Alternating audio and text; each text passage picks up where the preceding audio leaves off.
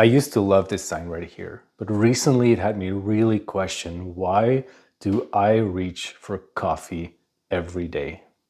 I used to drink 3 to 4 cups of coffee every day. And after I lost my corporate job, I decided to quit caffeine for a while. First of all, because there were some really urgent signals inside of my own body, but also I just wanted to explore what life would look like without this habit, without this ritual that I've had for the past 15 or 20 years.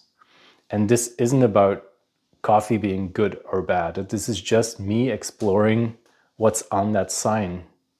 Why do I reach for this substance?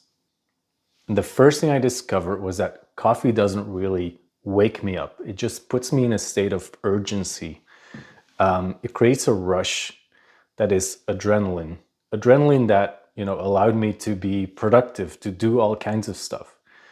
But underneath and inside of my own body, I wasn't really making a difference between productivity and between, something being wrong or something that needs fixing and need my attention urgently. And so it's very difficult to prioritize in this state, and it's very difficult to know what you actually need. And so I was associating productivity with a state of panic, even with a state of fear that required my immediate attention all the time, and wasn't really like there wasn't a lot of hierarchy in what I was doing. And outside of that, I would have present moments more in tune with myself, but they would be unproductive. And so I was living in a split between productive panic and unproductive presence.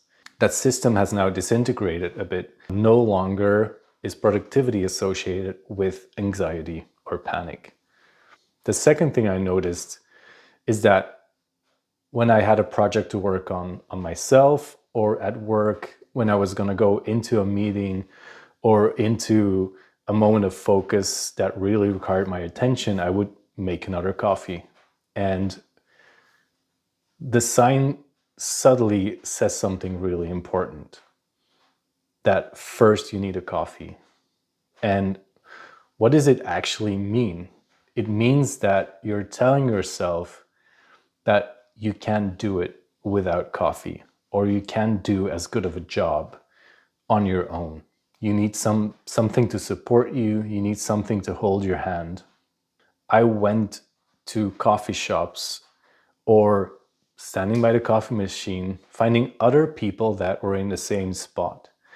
And it's almost like a sense of belonging, a sense of community of people that are doing things together.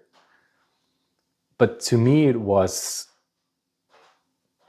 I felt shame and I felt guilt, and I was judging myself for being weak, for needing help. And in order to soften that, I would look for social environments to not be alone in this feeling. And so I started asking myself, am I actually afraid to be capable? Am I actually afraid to be able to do things on my own? And the answer is yes. Coffee kind of sustained this notion that I'm not good enough. And for the longest time, it felt good to fight against that. It felt good to prove that voice wrong. But the more I consumed coffee, the more I sustained that voice that I'm not capable, not good enough, I can't do it alone. And that's really messed up, if you ask me, that you live a life feeding that voice. So I was feeding anxiety, I was feeding being incapable of needing help, support, love from the substance. And this brings me to the third point, which I find quite disturbing. I noticed that I was actually handing over my sense of direction, my sense of motivation to this substance. I was outsourcing my own power to a ritual and to a substance. And I wasn't alone in this. I had a colleague who bought the most fancy coffee machines and made this a whole ritual at home as well. And his coffee was holy. And there's like worship to this bean. And this worship to a structure or a power outside of us is really holding us back to be self-directed and self-motivated. And especially at the workforce, to continuously support people to not be in their own power and to listen to something outside of them, a power that tells them what to do, when to do it, how fast to do it, and providing them with the means to feel disempowered, feel the urgency, feel the panic, and just go after it. I mean, I'm sure this doesn't happen consciously. It's a culture, it's part of our culture, it's subconsciously, but essentially we're robbing people from being themselves. And that serves a company very well. That people don't ask that question. What are they capable of? What is their motivation? What is their direction? And allowing those employees to be in their power to be who they are.